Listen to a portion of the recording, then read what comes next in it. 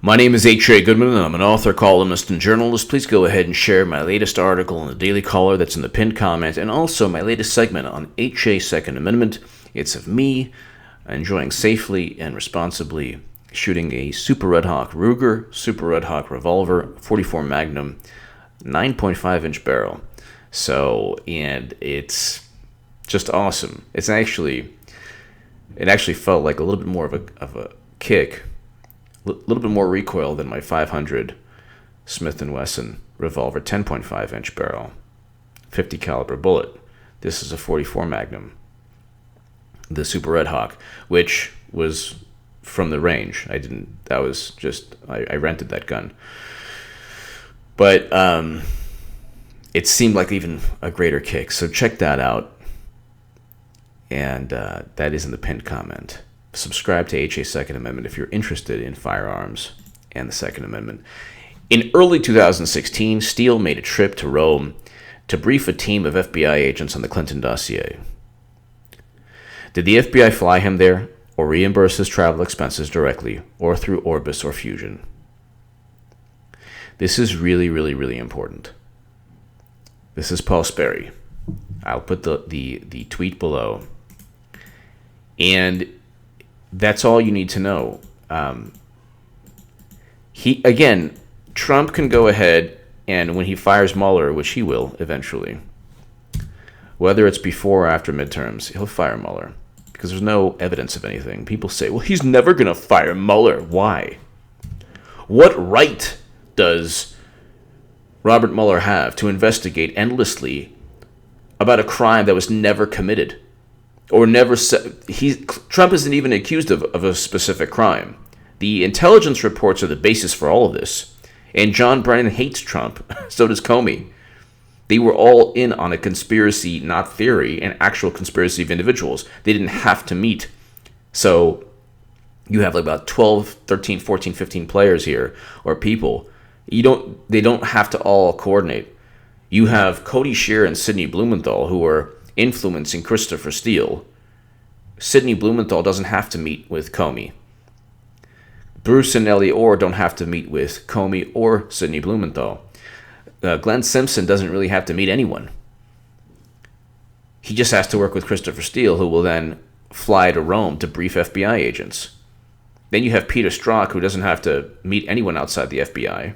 Lisa Page, same thing. You have what? Let's just go. Okay, so Peter Strzok, Lisa Page, Andrew McCabe, James Comey, Bill Priestap, who's also in the counterintelligence. He's a superior to Peter Strzok. Bruce, Nellie Orr, that's 7 people. Glenn Simpson, Christopher Steele, Sidney Blumenthal, Cody Shear, that's 11 people right there. What else? I mean, who else? That's 11 people I just named off the top of my head. Okay. Oh, then you have, what am I? James Clapper, John Brennan, that's 13. How did I miss that? Then you have Loretta Lynch, who met with Bill Clinton on a plane to speak about golf, Brexit, and grandchildren. Okay, so it's 13, 14. These are all 14 people I just named, off the top of my head, who've either done something shady or unethical or overt in terms of trying to undermine Trump. I just named 14 people. There's no doubting that Peter Strzok. There's no doubt that Peter Strzok wrote, "We have to engage in an insurance policy. We can't take the risk of Trump becoming president." There's no doubt. Nobody doubts that. Nobody doubts that. So this is a really wonderful question to ask. How much did they pay Orbis, which is Christopher Steele's company, or Fusion GPS? How much did they pay everybody? How much did they pay to utilize a dossier that's now resulted in BuzzFeed suing the DNC? So here we have, okay, Paul Sperry is just awesome. Trump's tweet appears to pertain to a Sunday New York Post column in which former campaign aide Carter Page said because of the media coverage surrounding him in late 2016, his consulting business was damaged and he lost his girlfriend, who was freaking out with the fake news about me. See, that's insidious. They could have gotten married. And so Democrats would be like, so what? He lost his girlfriend. It's so stupid. But you don't know. Like, imagine you're in a relationship with somebody and then the FBI is like, I'm going to be a Steele dossier. PP, Steele. PP, urinate, Steele dossier, Carter Page. Obviously, any woman's going to be like, what the heck's with this guy? No, I don't want to go out with this guy. I don't want to get to know this person or, perhaps marry this person or whatever. There's a relationship lost, and then his consulting business. So you're messing with the guy financially. Now I hope he makes it like, I think he's going to have a book or whatever. So hopefully, there are a bunch of people who deserve to be just rich from all of this. Obviously, the number one person should be Julian Assange, free and wealthy beyond anyone's imagination because of everything he's gone through.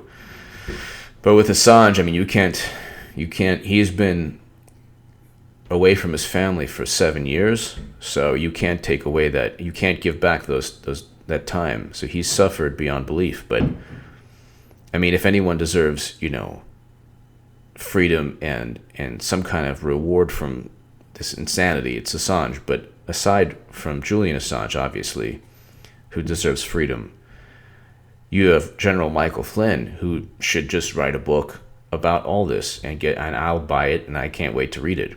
Because when he does get cleared and pardoned, he didn't do anything wrong. Democrats are so stupid. They think that, like, just because somebody was indicted, that means Trump Russia is legitimate. No, it's actually the opposite. They're indicting people because it's illegitimate, and they have to indict just to justify their existence in terms of a probe. So they're if they could indict on jaywalking, they would. You jaywalked 20 years ago. Oh my God, really? So that means Russia hacked the DNC? Not. Page told columnist Paul Sperry that Stefan Halper, a confidential informant, spied on him as part of a politically motivated investigation of the Trump campaign. So, I mean, Paul Sperry, you have to, his tweet is below, but you have to follow him. He is a brilliant journalist. There are a lot of great journalists, both left and right. Not many of them, but they're out there. Elizabeth Voss, Susie Dawson, two brilliant journalists. Kimberly Strassel is awesome. Sarah Carter is awesome. Paul Sperry is awesome. When the history of this time period will be written, there are going to be a great many journalists, not a great many, but a lot of people who were telling you that this is a fabrication. Trump Russia is nonsense.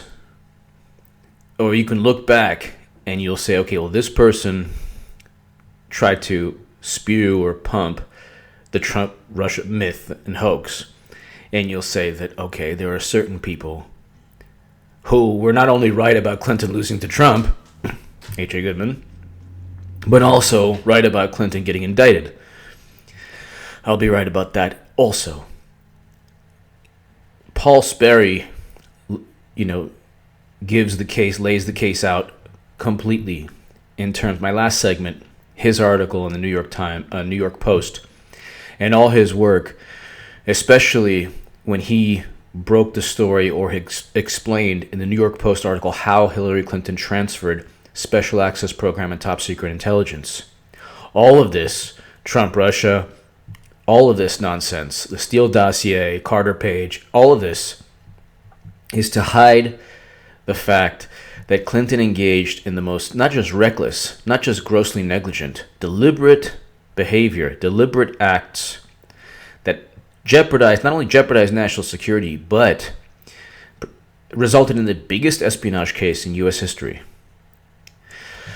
All for the Clinton Foundation, to hide her Clinton Foundation pay-to-play schemes. She deleted 33,000 plus emails. If Trump deleted one email, it would be hashtag one email, and they would devote their lives, the Democrats, to that. Democrats aren't even happy that the North and South Korea, the peace talks, and President Trump, that the Korean summit's going to take place. They're not even happy about that. So, but there are people. Paul Sperry is one of them, and he's just amazing. Page told columnist Paul Sperry that Stephen Halper, a confidential FBI informant, spied on him as part of a politically motivated investigation into the Trump campaign. If the tables were turned, if you had Hillary Clinton being spied on because of a dossier that talked about her getting urinated on, or male prostitutes urinating on a bed, and she was then investigated based on that document. It was a document written by somebody in the UK, former MI6 agent. Not one shred of evidence for over, 2 years now. And could you imagine how the media would react? They'd basically be just, photocopies of me or copies of me. Now they're saying the same things I was saying in 2015 regarding Clinton. And so I don't mean to pat myself on the back, but there's not many people out there.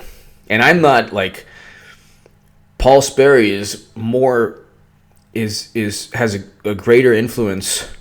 Tom Fitton of Judicial Watch, there are people who have a lot greater influence on this story than I do. A lot greater. And they inspire me. Andrew Napolitano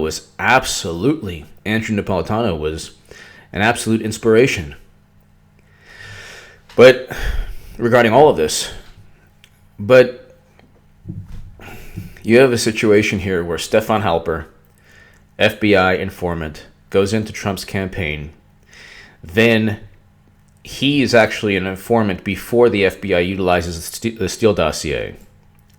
They're spying on Trump even before they use the Steele dossier. How does that work? If the Steele dossier was utilized to spy on Carter Page, what was the information utilized to spy on Trump even before the Steele dossier? So Glenn Simpson talked about in testimony, he said, well, there's an FBI informant.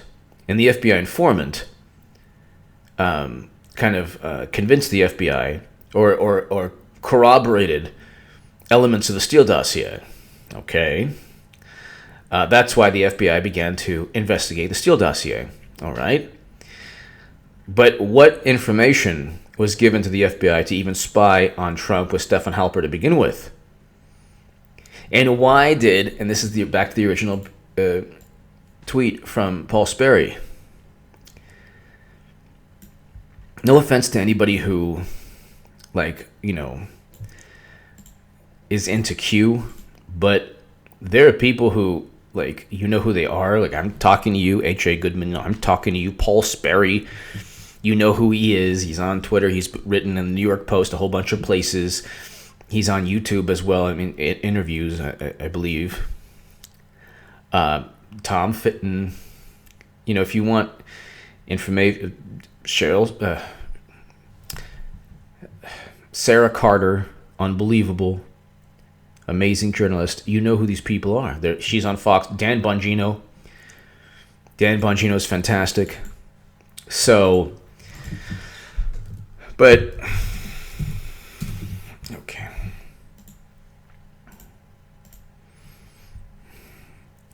Hold on, let me see this. Hey, Comey. Comey also planted informants inside the Hillary campaign, although they were informants for Hillary. Comey let Cheryl Mills and Heather Samuelson, who should have been grand juried for destroying evidence and obstruction of justice, infiltrate his agent's interview of Hillary. Wow. And this is all going to be in the Inspector General report. I apologize. This segment is all over the place. It's all over the place. But it's very difficult to wrap your head around. In early October 2016, Steele made a trip to Rome to brief FBI agents on the Clinton dossier. Did the FBI fly him there or reimburse his travel expenses directly or through Orbis or Fusion? Orbis is the company that Steele owns. Fusion is the company that Glenn Simpson owns. Both, well, I know the Fusion, possibly Orbis, but perhaps Christopher Steele, personally, they're all getting sued. That's why in the intelligence reports, there are warranty disclaimers, because the intelligence community is like, you're not going to sue us. We're going to let everybody know that we're highly to moderately confident we have no evidence of anything, that we can't say anything with absolute certainty. But in early 2016, Steele made a trip to Rome to brief a team of FBI agents on the Clinton dossier. Why did he go to Rome? And why did FBI agents leave the country and go to Europe? Why are they flying to Italy and the UK? What does that I mean, it's like Christopher Steele couldn't come to the US? Why not? Where is Obama in all of this? Obama just allows, doesn't know what his FBI is doing. They can just fly across the globe. Taxpayer money, just whatever. President Obama knew everything. Now the media is like, they're hilarious. They're like, Trump is these investigations are politically motivated. Mueller time. What? They don't realize the irony. They don't realize how stupid they are. Mueller investigation is purely politically motivated, based on not really Comey's gossip, James Comey's gossip, and it wasn't Trump who fired somebody investigating him. Number one, Comey wasn't investigating Trump. He wasn't investigating Trump. He was investigating, allegedly, everybody around Trump, which was based on a Steele dossier that should never have been utilized by law enforcement. There's no evidence of anybody doing anything, yet they're still investigating. And now we're finding out the elaborate cover-up, payments, money, Hillary Clinton purchasing the Steele dossier. Where is the evidence? Where is even a thought of an indictment of Trump that it doesn't have to do with obstruction? Again, they always fall back to bureaucracy, the process. Well, you know what? This investigation based on zero predicate crime with zero evidence was obstructed by Trump. We have every right to go ahead and indict him for fighting back and telling us that we shouldn't investigate something that never took place to begin with, using a dossier that is completely a garbage document based on gossip and hearsay. No evidence, no crime, but let's just go ahead and investigate. And if you stop us, you're obstructing justice. In early October 2016, Steele made a trip to Rome to brief a team of FBI agents on the Clinton dossier. Did the FBI fly him there or reimburse his travel expenses directly or through Orbis or Fusion?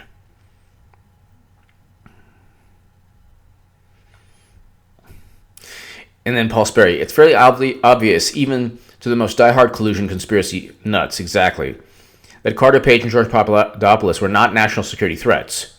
The FBI National Security Division knew this. So why target them? Because they provided a pretext to spy on the Trump campaign. Very true. This is not national security. Hillary Clinton, let's assume let's just even assume the worst case scenario, that Trump somehow worked with Russian internet trolls. How is that national security? Well, you don't want other people working with the Russians. Well, really? The Steele dossier was purchased because through the basis of the Steele dossier was Russian sources. Russian sources allegedly gave information to Christopher Steele. Bottom line is that all of this is really to cover the Clinton Foundation. They spied on Carter Page. They spied on everybody in Trump's campaign to spy on Trump. They didn't do it for his benefit. Every second the narrative changes, and it's all it's all crashing and crumbling down. And it's so convoluted. All of this is convoluted, and But that's the way the Democratic Party and Hillary Clinton wanted the narrative to be. They wanted the narrative to be as nonsensical as possible